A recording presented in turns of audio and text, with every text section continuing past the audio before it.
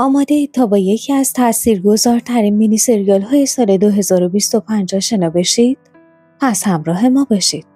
سلام دوستان عزیز، به کلاک چی خوش اومدید.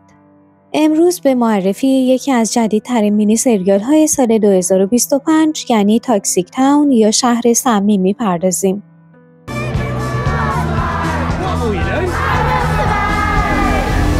شهر سمی اثری درام محصول انگلیسه. این سریال به کارگردانی مینک اسپایرو و نویسندگی جک تورن در 4 قسمت از نتفلیکس پخش شده.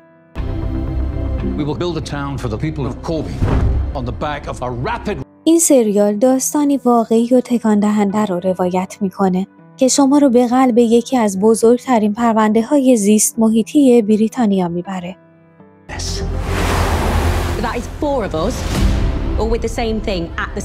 داستان این سریال حول محور زندگی 3 مادر میچرخه که فرزندانشون به دلیل آلودگی‌های ناشی از زباله‌های سمی دچار نقص‌های مادرزادی شدن.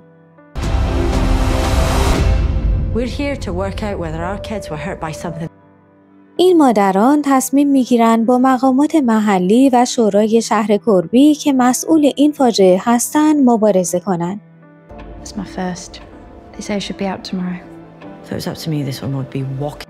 این سریال به طور دقیق به چالش‌هاشون از جمله فشارهای اجتماعی و حقوقی میپردازه.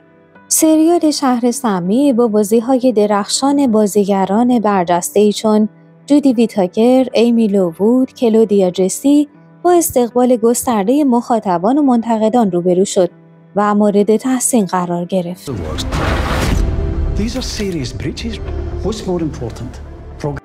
این سریال با پرداختن به موضوعاتی همچون عدالت اجتماعی، تأثیرات زیست محیطی و قدرت مقاومت انسانی، تجربه عمیق و فراموش نشدنی رو ارائه میده.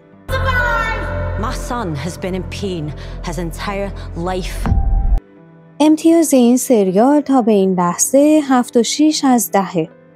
مینک اسپایرو کارگردان این سریال با استفاده از تصاویر بصری قدرتمند و روایت دقیق تونسته فضای واقعی و احساسی این داستان رو به تصویر بکشه و همچنین فیلمنامه جک تورن با جزئیات دقیق و شخصیت پردازی قوی یکی از نقاط قوت اصلی این سریاله.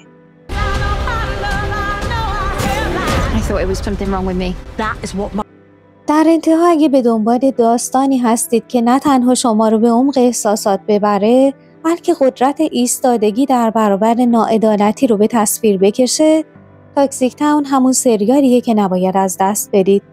این اثر روایتگر حقیقتی تلخ اما الهام بخشه که فراتر از یک سرگرمی ساده صدای انسانیت و عدالت رو طنین انداز میکنه. نظر خودتون رو درباره این سریال در بخش کامنت ها بنویسید و فراموش نکنید که کانال ما رو سابسکرایب کنید.